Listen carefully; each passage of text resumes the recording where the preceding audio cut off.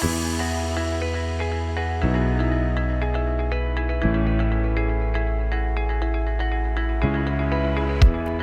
voulez investir mais vous ne savez pas par où commencer? Bienvenue dans Invest Ladies, le podcast pour les femmes qui veulent prendre le contrôle de leur argent. Je suis Catherine, investisseuse passionnée depuis quelques années. Dans mon entourage, j'ai remarqué que beaucoup de femmes souhaitent investir mais se sentent bloquées. Peur de perdre, peur de se tromper, impression que c'est compliqué ou réservé aux expertes. Si c'est votre cas, vous êtes au bon endroit. Ici, vous découvrirez des parcours inspirants de femmes investisseuses et des conseils concrets. Mais surtout, vous réaliserez que l'investissement est accessible quelle que soit votre situation. Alors, démystifiez la finance, prenez confiance et osez vous lancer. Aujourd'hui, on s'intéresse à un paradoxe assez surprenant. Les femmes investissent globalement moins que les hommes et pourtant, quand elles le font, elles obtiennent souvent de meilleurs résultats.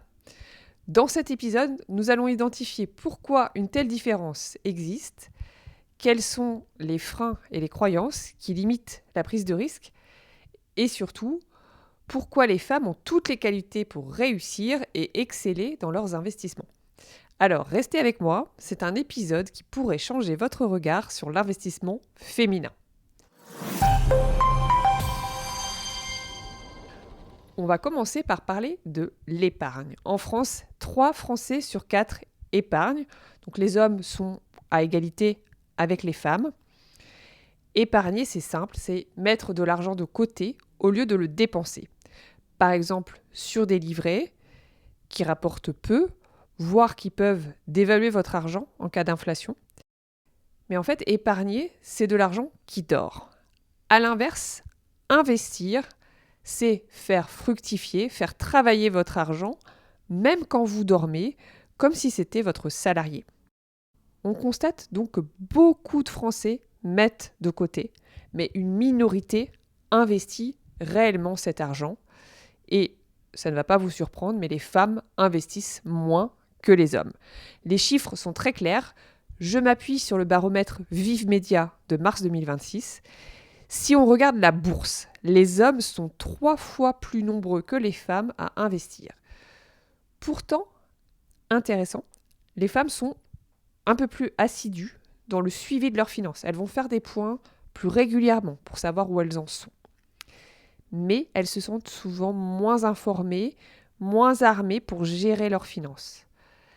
Elles sont aussi plus méfiantes sur les informations qu'on peut leur donner, que ce soit leur banquier, un conseiller, les médias ou un autre canal. Globalement, elles sont plus prudentes. L'investissement qu'elles préfèrent en général, c'est plutôt l'immobilier qui est perçu comme un actif plus concret et plus sûr que la bourse. Alors, quand on regarde ces chiffres, on pourrait se dire les femmes investissent moins, donc elles sont en retard. En réalité, c'est une lecture un peu simpliste. Les femmes sont plus prudentes. C'est vrai qu'elles hésitent davantage à se lancer et qu'elles ressentent un fort besoin de comprendre avant d'agir.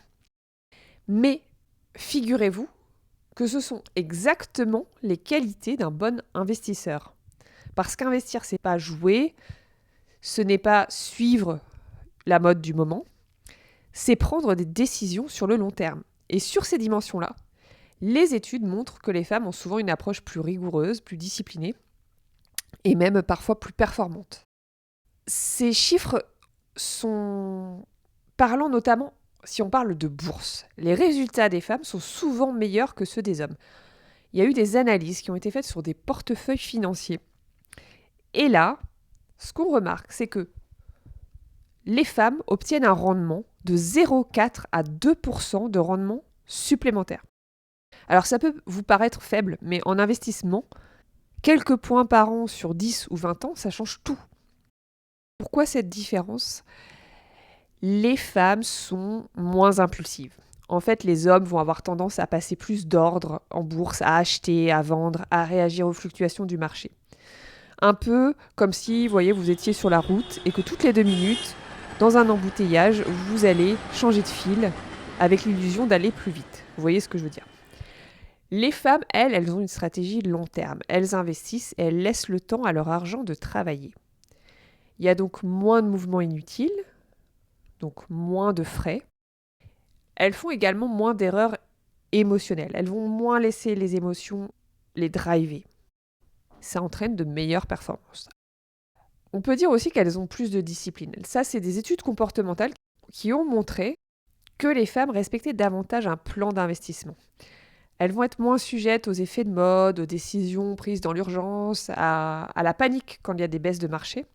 Elles vont garder leur cap parce qu'elles ont compris que investir, c'est un marathon et pas un sprint, et que dans un marathon, la régularité bat la précipitation.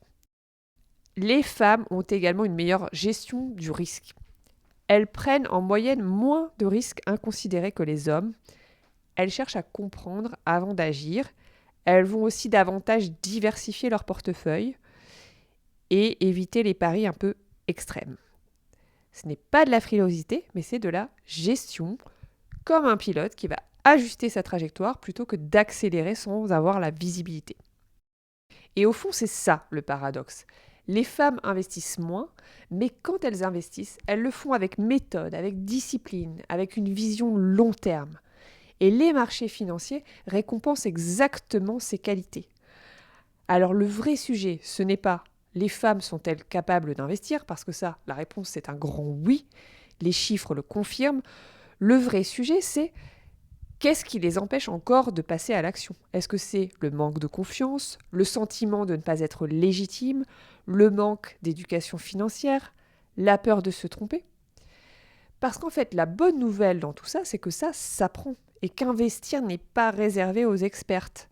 Quand on a les bases, ce n'est ni inaccessible, ni trop risqué, ni trop compliqué, et que peut-être le meilleur moment pour commencer, ce n'est pas quand vous serez prête, mais c'est maintenant. Je vous laisse méditer sur tout ça, parce que parfois une prise de conscience peut changer la trajectoire financière de toute une vie. Si cet épisode vous a inspiré, n'hésitez pas à laisser un avis et à partager cet épisode avec vos amis.